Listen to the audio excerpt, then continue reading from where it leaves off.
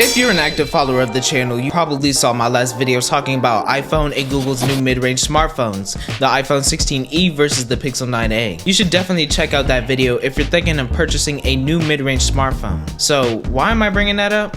Well, Samsung has decided to join in on the competition and bring out their secret weapon, the Galaxy A56. I like how these tech companies are coming out with new budget-friendly smartphones that has all of the full capabilities of their AI flagship features. So unlike the iPhone 15 series, you can still use visual intelligence on the iPhone 16e because it still uses the A18 chip, similar to the regular iPhone 16. It's just less powerful. Same with the Galaxy A56. Well, not actually. The A56, like previous A55, still uses the Exynos chipset with a new Exynos 1580 chip that grants access to more Galaxy AI related features, but nowhere near the entire suite. There are only 5 more features that the A56 has over the A55, which is somewhat of an upgrade because the A55 only had circle to search, but not in the long run. In fact, since this is somewhat like a downgraded version of Galaxy AI on a completely different chip, it uses what Samsung calls awesome intelligence. So in short, you're not actually getting Galaxy AI,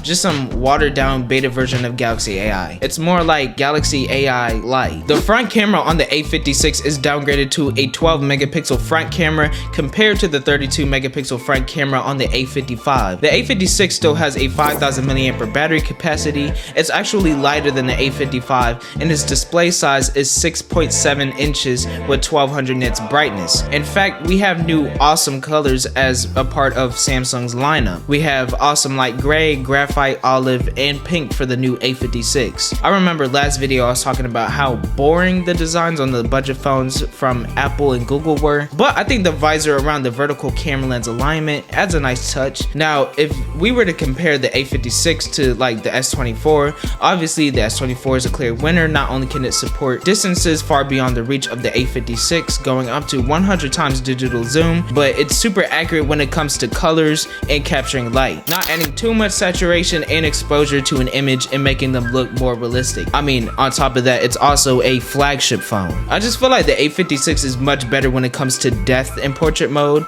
in comparison to, let's say, the iPhone 16e. As I stated in the last video, the iPhone 16e has really good stabilization when it comes to close-up video or aggressive movement in clips.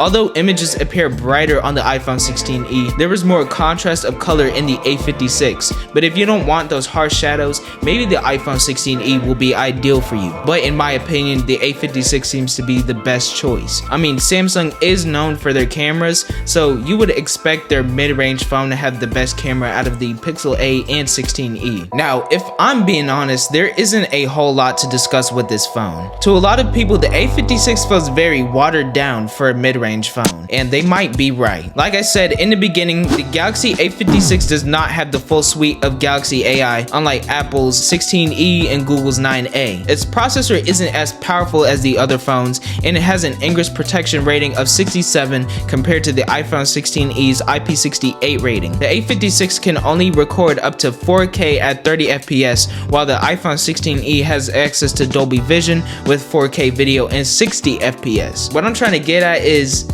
I don't think the Galaxy A56 is that good. I just feel like Samsung put so much effort into making this feel more like a cheap mid-range smartphone and not like a slightly nerfed flagship. At the end of the day, people want to get the most out of what is more affordable, and the Pixel 9a, on top of being less than $500, has a much larger battery capacity than the A56. It has full access to Gemini and all of its latest features. Its AI is better, it utilizes a much stronger chip than the A56. So is the A56 really worth it? In my opinion, I don't think so. I'm sorry Samsung, it's just not doing it for me. But that's it for this video. If you gained some valuable insight and or you're a fan of tech related content, please subscribe to the channel. Drop a like to show your support and comment down below your personal thoughts and opinions towards the whole mid-range phone situation between Apple, Samsung, and Google. Tell me which one of these phones you like the best. I'll see you in the next video.